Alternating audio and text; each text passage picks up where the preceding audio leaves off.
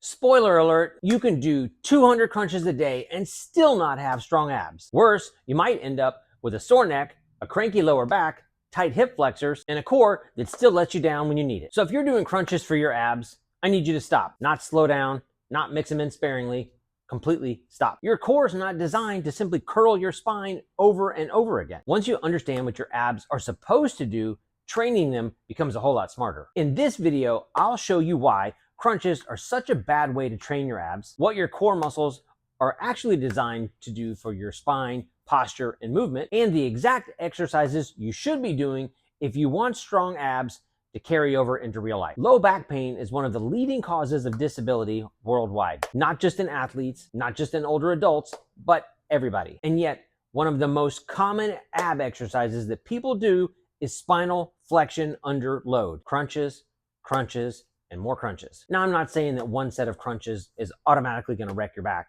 That's not the point. The point is this: if your default core exercise is bending your spine for hundreds, if not thousands of reps over time, you've got to ask a better question. Is that the smartest way to train the muscles that are designed to protect your spine in the first place? Your abs have a much bigger purpose than simply pulling your chest towards your knees, and that's where most people get this wrong. Crunches and sit-up style movements can put a lot of compressive force through the spine. Now, the load itself is not the enemy. Squats, deadlifts, and carries, they all load the spine, but those movements teach your body to brace, stabilize, and transfer force. Crunches load the spine to practice bending the spine. We already get plenty of spinal flexion in our days. Sitting, slouching, driving, looking down at your phone, even tying your shoes. You don't need hundreds of extra reps of that movement to train your abs. Way too many people think that they're training their abs with crunches when they're really just using a lot of hip flexors and torquing on their neck with their arms. You know, with your hands behind your head, fingers interlocked,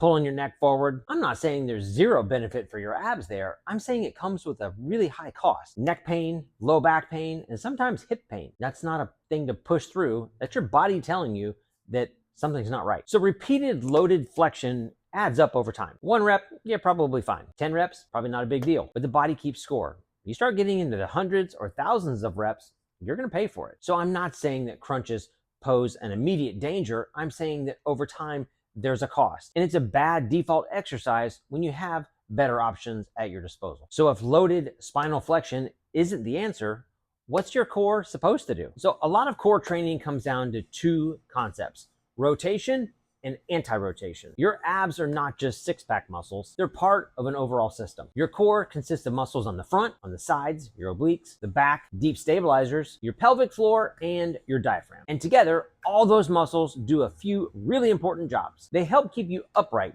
against gravity to keep you balanced and stable while you walk, turn, lift, and move. Your core supports and protects the lumbar spine, which helps reduce injuries and lower back pain. They also help generate movement, especially bending, bracing, twisting, and force transfer. They improve posture by keeping your ribs, pelvis, and spine in better alignment. Your core helps protect your internal organs by creating a natural muscular girdle around the trunk. And they work with the diaphragm to manage pressure in your torso so you can brace, breathe, and move all at the same time. And that's the real job. So yes, the core can create movement, but in training, a lot of its work is resisting movement. It resists extension, so your low back doesn't dump into an arch. It resists rotation, so your torso doesn't get pulled and twisted. And it resists lateral flexion, so you don't fall side to side. And that's where strong, useful abs come from. Not from chasing the burn of spinal flexion, but from owning the position. Some of our favorite core movements are the McGill Big Three.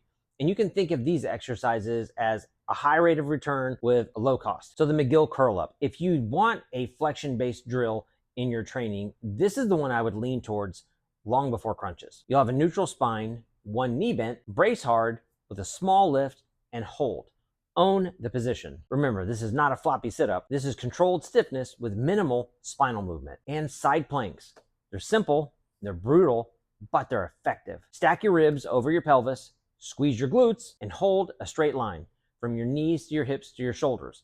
If you're doing the full version, you want a straight line from your ankles to your knees to your hips to your shoulders. If you start sagging, twisting, or losing position, the set's over. This is great for anti-lateral flexion and trunk stiffness. That brings us to the bird dog. If you needed to find one exercise that most people do wrong, this is it. The part that most people miss with this exercise is the goal is to move your arms and legs without your spine moving all over the place. You'll extend your opposite arm and leg while maintaining trunk stiffness. No wiggling or fast movements reaching for range that you simply don't have. Nice, slow and controlled, and own the end position. And that brings us to the inverse of the bird dog, the dead bug. This is one of the best places to start. Ribs down, pelvis controlled, slow, controlled movement. As with so many exercises, faster is disaster, slowly is holy. If your low back arches off the floor, you've gone too far. Shorten the range of motion, own the position, then build from there. Hard style planks.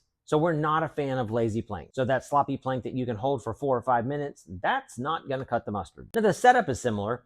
You're actually gonna set your plank from your elbows, and then from there, you're gonna squeeze your fists as hard as you can and squeeze your glutes. From there, I want you to brace your abs hard and imagine bringing your knees and elbows together. If you generate enough force, you'll probably start shaking within 10 seconds. And this turns your plank from a boring endurance drill into an active core training tool. Ab wheels. Now this one raises the price of admission. Ab wheels are fantastic for anti-extension, but only if you can keep your pelvis and your ribs under control. The second your low back arches with an ab wheel, you're in trouble. The rep's over, done. Set your knees down, get out of there. Control the range, that's more important. Don't let your ego get in the way, and remember, slow, controlled movement. Hollow rocks. This is a personal favorite and a great anti-extension movement if you can own the position. Lie flat on your back and then crunch into the position, barely bringing your shoulders off the floor. Now you'll raise your feet slightly off the floor, and this brings you into the hollow hold position. You can take your arms, fold them across the chest, you can put your fingertips behind your ears, or you can fully extend your arms up overhead for this movement. Now remember, we're looking for small, controlled rocks with a very small range of motion. Use your abs. If you're getting a larger range of motion and if your feet are hitting the floor, you're likely generating momentum with your arms and legs. Now we get into rotation, and this is where people tend to get sloppy. They either avoid rotation completely or they turn it into fast, twitchy, just garbage movement. Your core needs to be able to resist rotation, but it also needs to be able to produce rotation and control the movement well. For anti-rotation, a pal-off press is one of the best exercises available. With your feet together, you'll press your arms straight out in front of you with either a cable or a band for resistance. The goal here is to simply resist rotation. This teaches your core to stay organized and stable while force is actively trying to pull you out of position. My personal favorite for anti-rotation are suitcase carries. Here you'll simply pick up a heavy load on one side of the body, leaving the other side of the body unloaded. And the goal here is to walk without leaning, twisting, or getting pulled off balance. Simple? Yes. Easy?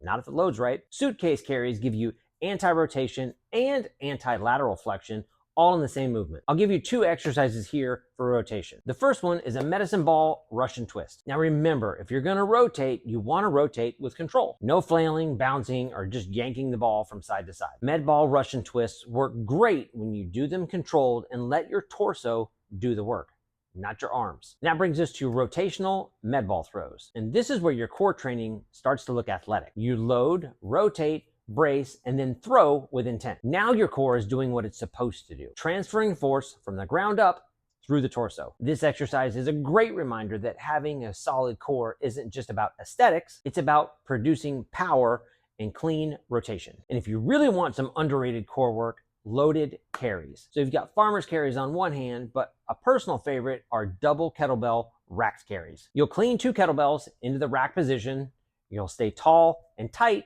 and now you begin to walk. This forces you to breathe behind a shield, all while your entire core, your abs, your obliques, your upper back, your stabilizers are all locked in to keep you braced. This is one of those exercises, it doesn't look flashy, but learning to breathe behind the brace is incredibly effective, and it carries over into real life. And now we get medicine ball knee strikes. And these are great because they blend trunk stiffness with force production. You'll brace hard, drive the knee, and strike with intent. Now this has your core doing what it has to do in sports and in life. Brace and stabilize the spine while the limbs are moving fast. And now we get to some hanging core work. I want you to resist the temptation to rush straight into toes to bar or some wild swinging leg raises. We're not doing that here. We want to own the basics first. And that's why I like a hanging knee raise. When done right, this one's plenty. Control the start and raise your knees without swinging. No kipping, no momentum.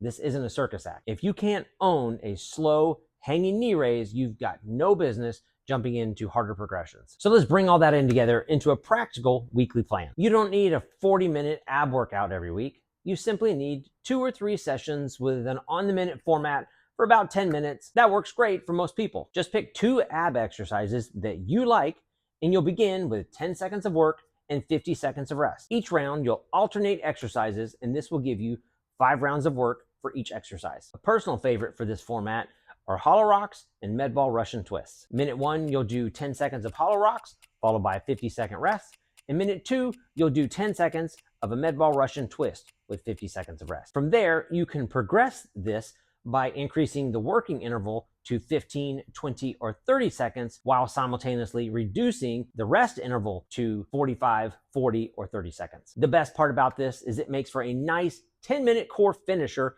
that you can do anywhere. So now that you've got your exercises and you've got a plan, there's still one problem. You can train your abs the right way, but if your nutrition's a mess, you're never going to see the benefits of all the work you put in. Having your nutrition on point absolutely matters if you want to see the visible benefits of your abs. If you're considering intermittent fasting, you'll want to check out this next video to make sure you're not making these rookie mistakes.